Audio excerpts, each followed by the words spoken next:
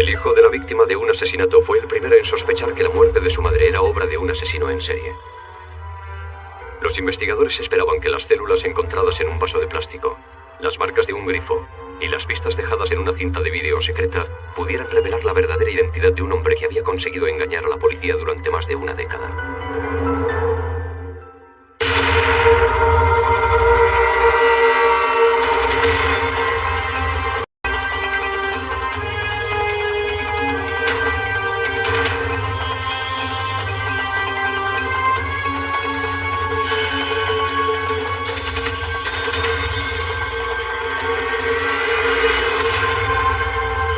Crímenes imperfectos.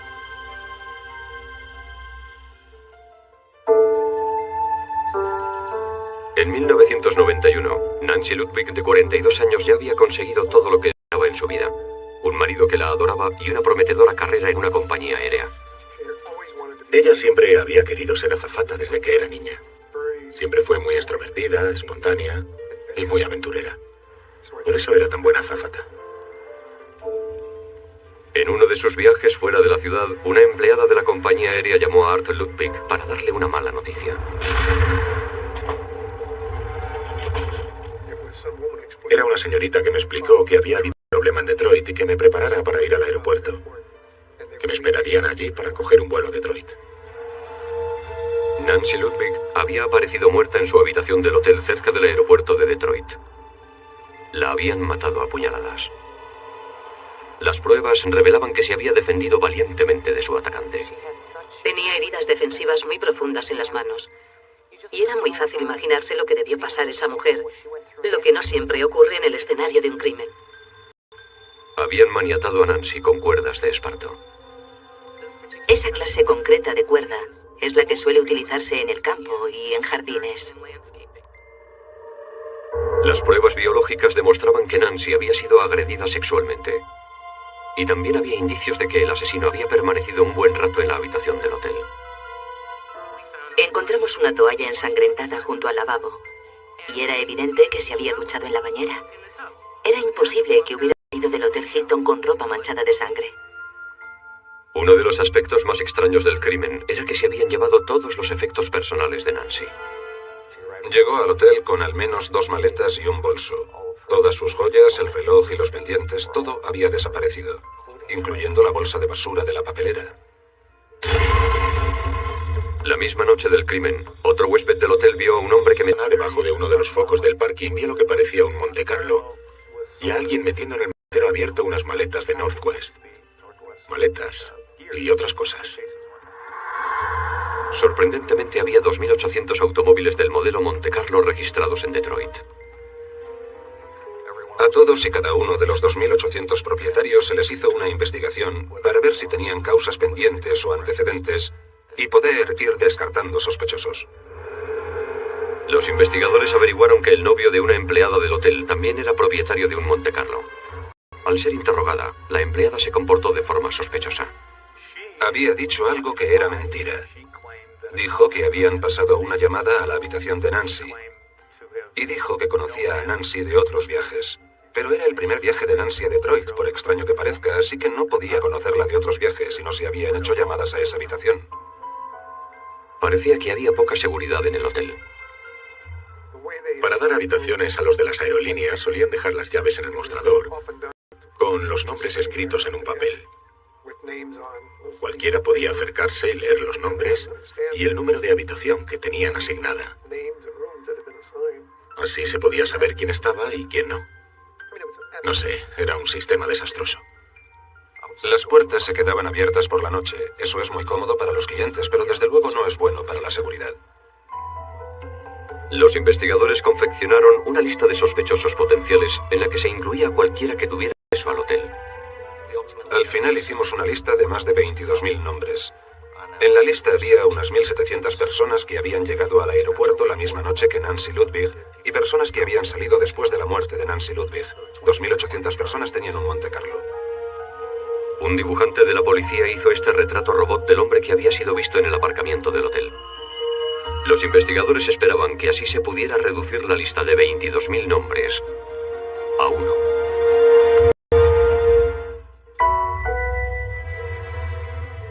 Poco después de que su mujer fuera brutalmente asesinada en la habitación de un hotel, Art Ludwig recibió una carta extraña. Era de un hombre que había leído la noticia del asesinato de Nancy en el periódico. Y decía que esa muerte le parecía sorprendentemente parecida a la muerte de su madre ocurrida 5 años antes.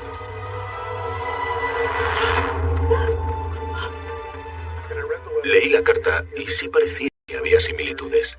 Eran dos mujeres de la misma estatura, con el mismo aspecto y cosas así. La víctima era Margaret Ivy, de 55 años, una profesora de música que vivía en Flint, Michigan, a 1 hora en coche de Detroit. Había sido encontrada muerta a puñaladas en el dormitorio de su casa. Casi en la misma postura, y las heridas eran casi idénticas. Y la seguridad en la casa era igual de relajada que en el hotel de Nancy Ludwig. Vivía en una casa grande con jardín, y en la entrada había una verja, pero la verja casi siempre estaba abierta, y no había guardia. No había señales de que se hubiera forzado la entrada, y no faltaba ningún objeto de valor. Margaret Ivy tenía la costumbre de dejar las puertas abiertas, y no tenía cortinas en las ventanas. A esa casa solía ir mucha gente a hacer distintos trabajos: jardineros, electricistas, pintores. Después del asesinato, los investigadores encontraron parte de una huella en el grifo del cuarto de baño, pero no coincidía con las de ningún delincuente conocido de la base de datos de Michigan. Los investigadores también encontraron pruebas de agresión sexual, pero en aquella época las pruebas de ADN estaban en sus comienzos. En 1986 ni siquiera teníamos internet. En nuestro estado no se hacían pruebas de ADN, aunque se empezaban a hacer en otros sitios. Había algunos laboratorios que las hacían. Pero era un procedimiento muy caro. Pero cuando Nancy Ludwig fue asesinada, las pruebas de ADN eran algo rutinario. Y para sorpresa de los investigadores, la prueba de ADN demostró que la corazonada del hijo de Margaret Ivy era cierta. El mismo hombre había matado a las 2 mujeres. Yo creía que habíamos resuelto el caso, pero nos dijeron: bueno, la buena noticia es que hemos relacionado los casos, pero la mala es que todavía no tenemos ningún sospechoso. El perfil de ADN del asesino no coincidía con el de ninguno de los delincuentes conocidos de la base de datos nacional. La prueba de ADN no podía decirnos quién era esa persona. Ese era nuestro trabajo, descubrir quién era. Pero no sería tarea fácil. El asesinato de Margaret Ivy había ocurrido muchos años antes. Y Nancy Ludwig había sido asesinada en Detroit, a más de 100 kilómetros de Flint. Pero los investigadores sospechaban que el asesino tenía un Monte Carlo y tenía acceso a la cuerda de esparto que suele usarse en jardinería. El novio de la empleada del hotel, que también tenía un Monte Carlo, tenía una coartada para la noche del asesinato de Nancy Ludwig y ya no estaba considerado como un sospechoso. La mayoría de las veces los asesinos son bastante estúpidos y les cogemos por tonterías. Pero él era muy inteligente y muy sistemático. Con el paso de los años, los 22.000 nombres del caso fueron investigados de una u otra forma y todo fueron callejones sin salida. La familia de Margaret Ivy y la familia de Nancy Ludwig empezaban a perder la esperanza de que alguien pudiera llegar a encontrar al asesino. Después de 10 años, supongo que pensamos: ¿por qué no lo conseguimos? Al cabo de varios años, la unidad de casos sin resolver de la Policía Estatal de Michigan decidió echar un segundo vistazo a los asesinatos de Margaret Ivy y Nancy Ludwig. Pensaban que tal vez los primeros investigadores podrían haber pasado por alto algún dato. La prueba de ADN revelaba que el mismo hombre había matado a las 2 mujeres, pero no tenían forma de saber a quién podía pertenecer el ADN. Así que decidieron centrarse en la huella que se había encontrado en el grifo del baño de Margaret Ivy. El laboratorio de criminología encontró una pequeña huella que había en una de las llaves del grifo del baño. Quitaron la llave del grifo y la llevaron al laboratorio, donde fotografiaron la huella y guardaron la llave como prueba.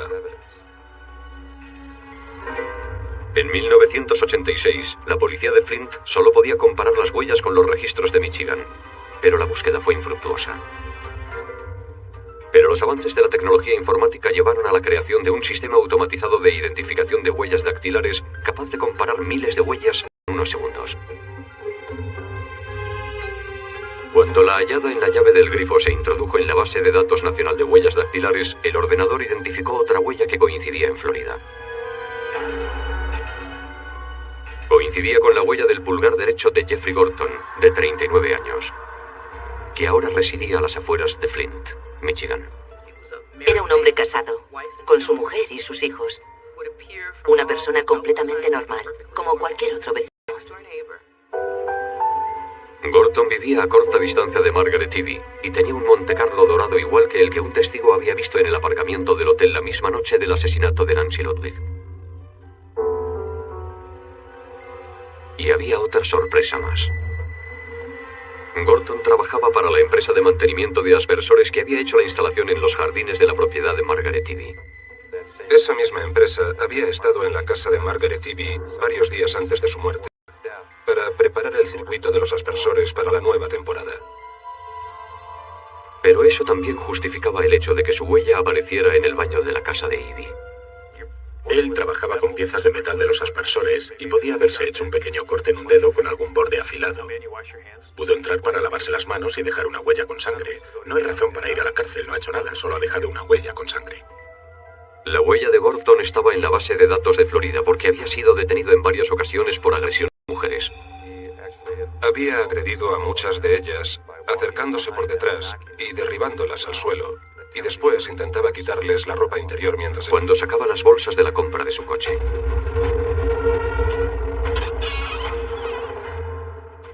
Tenía cara de loco. Me tiró al suelo, me cogió por los tobillos y empezó a arrastrarme. Me arrastró unos 6 o 7 metros. Yo gritaba todo lo fuerte que podía. Me arrancó las bragas y después salió corriendo. Después de aquella agresión, la policía había encontrado cientos de prendas interiores femeninas en su domicilio. Él era un hombre peligroso. Iba atacando a las mujeres, lanzándolas contra arbustos, les robaba la ropa, entraba en sus casas. Era una persona que estaba fuera de control. Gorton había cumplido condena por aquellas agresiones en Florida antes de trasladarse a Michigan. Ambas víctimas habían sido agredidas sexualmente y los investigadores ya tenían el ADN del asesino. Ahora solo necesitaban averiguar si el ADN era el mismo que tenía Gorton. Se decidió poner a Gorton bajo vigilancia las 24 horas del día. Le siguieron hasta una pista de patinaje donde solía llevar a sus hijos. Los agentes de incógnito vieron a Gorton comer pizza y beber un refresco de un vaso de plástico. Cuando Gorton se marchó, un agente fue a la mesa, confiscó el vaso de Gorton y lo llevó al laboratorio forense. La muestra fue analizada de inmediato. El ADN es como cualquier otra molécula biológica y puede degradarse. Uno de los factores que más acelera la degradación del ADN es el calor. Había células epiteliales de sobra en el vaso para realizar las pruebas, pero eso también suponía un problema. El primer análisis de ADN con el vaso dio un perfil que era una mezcla. Lo que significaba que más de una persona había usado el vaso. Esperábamos conseguir únicamente el ADN de la persona que había bebido del vaso, pero en él había ADN de más de una persona. Pero el análisis PCR de ADN mostraba una fuerte asociación entre el ADN del vaso y las pruebas biológicas de los dos escenarios del crimen. Y eso bastó para conseguir una orden de registro para el domicilio de Gorton. Allí, los investigadores encontraron cientos de prendas de ropa interior femenina, panties y bragas. También encontraron una inquietante cinta de vídeo.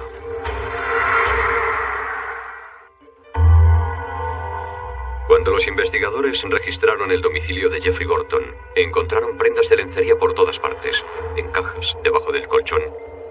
Muchas tenían etiquetas con nombres de mujeres y descripciones.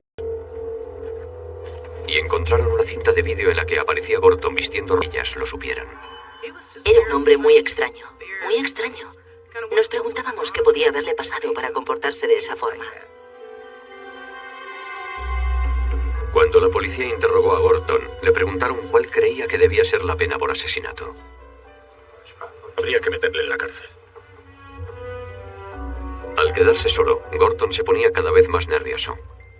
Después, los detectives le preguntaron por su afición a robar ropa interior femenina. ¿Hay alguna prenda concreta que le guste más? ¿Los sujetadores, los panties, las bragas, los camisones? ¿Hay alguna prenda por la que se sienta más atraído? Bueno, las bragas, supongo. ¿Todavía tiene esos fuertes impulsos fetichistas? Sí, fui a consultarlo con un psiquiatra, pero eso fue ya hace tiempo. Gordon negó haber estado nunca en casa de Margaret Ivy. Al hacerlo, los investigadores le presentaron la prueba de la huella dactilar. ¿Sabe de dónde hemos sacado esta huella? No. Estaba en el baño del dormitorio de arriba, donde encontraron a Margaret Ivy. Ya. En la casa en la que usted ha dicho que nunca ha estado. No tenemos ninguna duda de que usted es el responsable. Pero ahora lo que queremos saber es por qué. ¿Y qué podemos hacer para ayudarle? No hay ningún porqué, porque no he sido yo. Lo que quiero es hablar con mi abogado, porque yo no he hecho nada. Cuando Gordon solicitó un abogado, terminó el interrogatorio, pero no sin antes tomar una muestra de su ADN. La prueba de ADN confirmó lo que el primer análisis ya apuntaba: que Jeffrey Gordon había agredido sexualmente y asesinado supuestamente a Nancy Ludwig y a Margaret Ivy. Durante la selección del jurado, Jeffrey Gordon mostró un particular interés en una jurado que coincidía con la descripción física de las dos víctimas. La miraba fijamente. Tenía un buen ángulo desde donde estaba. Y ella llevaba falda. Empezó a mirarla fijamente y a revolverse en su asiento. Era lo más extraño que había visto en mi vida. Y pensé, bueno, va a ser un juicio muy divertido. La fiscalía decía que Gordon había entrado en la casa de Margaret Ivy por una puerta abierta y se había quedado a esperarla.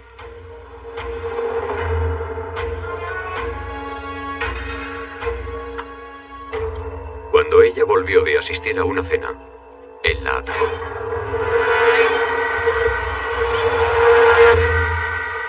Después de asesinarla, Gordon se lavó en el baño y se deshizo de la mayoría de las pruebas, pero dejó la huella de su pulgar derecho en el grifo del lavabo. Esta vez, en Detroit. Algunos piensan que tenía una especial obsesión por las azafatas. Fue a un hotel cercano al aeropuerto, esperó en las escaleras y vio a Nancy Ludwig dirigirse a su habitación.